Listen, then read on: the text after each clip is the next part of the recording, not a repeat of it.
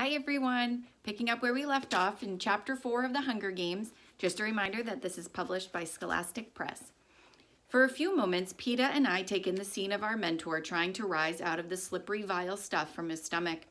The reek of vomit and raw spirits almost brings my dinner up.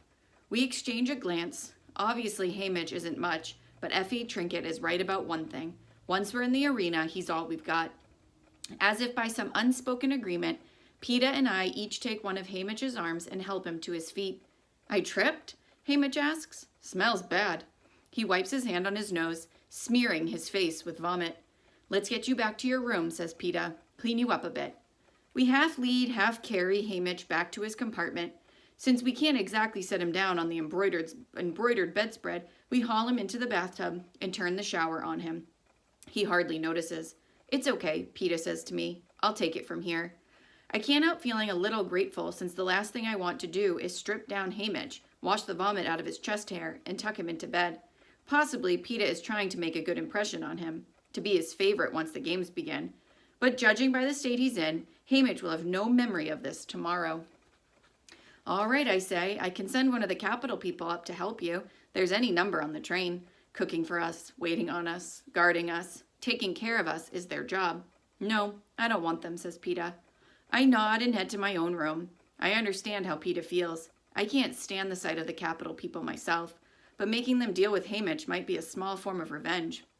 So I'm pondering the reason why he insists on taking care of Haymitch, and all of a sudden I think, it's because he's being kind, just as he was kind to give me the bread. The idea pulls me up short. A kind Peeta Malark is far more dangerous to me than an unkind one. Kind people have a way of working their way inside me and rooting there, and I can't let Peeta do this, not where we're going. So I decide from this moment on to have as little as possible to do with the baker's son. When I get back to my room, the train is pausing at a platform to refuel. I quickly open the window, toss the cookies Peeta's father gave me out of the train, and slam the glass shut. No more of either of them. Unfortunately, the packet of cookies hits the ground and bursts open in a patch of dandelions by the track. I only see the image for a moment because the train is off again, but it's enough. Enough to remind me of that other dandelion in the schoolyard years ago.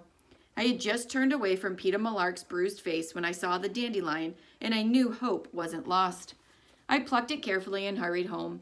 I grabbed a bucket and Prim's hand and headed to the meadow, and yes, it was dotted with the golden-headed weeds. After we'd harvested those, we scrounged along inside the fence for probably a mile until we'd filled the bucket with the dandelion greens, stems, and flowers. That night, we gorged ourselves on dandelion salad and the rest of the bakery bread. What else? Prim asked me. What other food can we find? All kinds of things, I promised her. I just have to remember them. My mother had a book she'd brought with her from the apothecary shop. The pages were made of old parchment and covered in ink drawings of plants. Neat handwritten blocks told their names, where to gather them, when they came in bloom, their medical uses, but my father added other entries to the book. Plants for eating, not healing. Dandelions, pokeweed, wild onions, pines. Prim and I spent the rest of the night poring over those pages. The next day we were off school. For a while I hung around the edges of the meadow, but finally I worked up the courage to go under the fence. It was the first time I'd been there alone without my father's weapons to protect me. But I retrieved the small bow and arrows he'd made me from a hollow tree. I probably didn't go more than 20 yards into the woods that day. Most of the time I perched up in the branches of an old oak, hoping for game to come by. After several hours, I had the good luck to kill a rabbit. I'd shot a few rabbits before with my father's guidance, but this I'd done on my own. We hadn't had meat in months. The sight of the rabbit seemed to stir something in my mother. She roused herself, skinned the carcass, and made a stew with the meat and some more greens Prim had gathered. Then she acted confused and went back to bed. But when the stew was done, we made her eat a bowl. The woods became our savior, and each day I went a bit farther into its arms. It was slow going at first, but I was determined to feed us. I stole eggs from nests, caught fish in nets, sometimes managed to shoot a squirrel or rabbit for stew, and gathered the various plants that sprung up beneath my feet. Plants are tricky. Many are edible, but one false smellful and you're dead. I checked and double-checked the plants I harvested with my father's pictures. I kept us alive. Any sign of danger, a distant howl, the inexplicable break of a branch, sent me flying back to the fence at first. Then I began to risk climbing trees to escape the wild dogs that quickly got bored and moved on. Bears and cats lived deeper in, perhaps disliking the sooty reek of our district. On May 8th, I went to the Justice Building, signed up for my tesserae, and pulled home my first batch of grain and oil in Prim's toy wagon. On the 8th of every month, I was entitled to do the same. I couldn't stop hunting and gathering, of course. The grain was not enough to live on, and there were other things to buy, soap and milk and thread.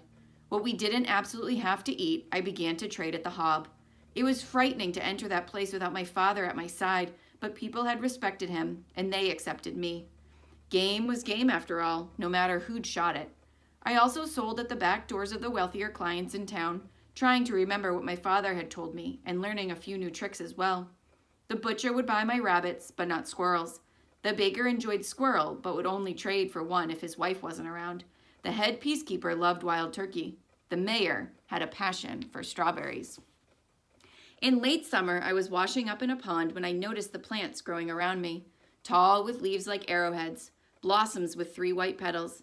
I knelt down in the water, my fingers digging into the soft mud, and I pulled up handfuls of the roots. Small bluish tubers that don't look like much, but boiled or baked are as good as any potato.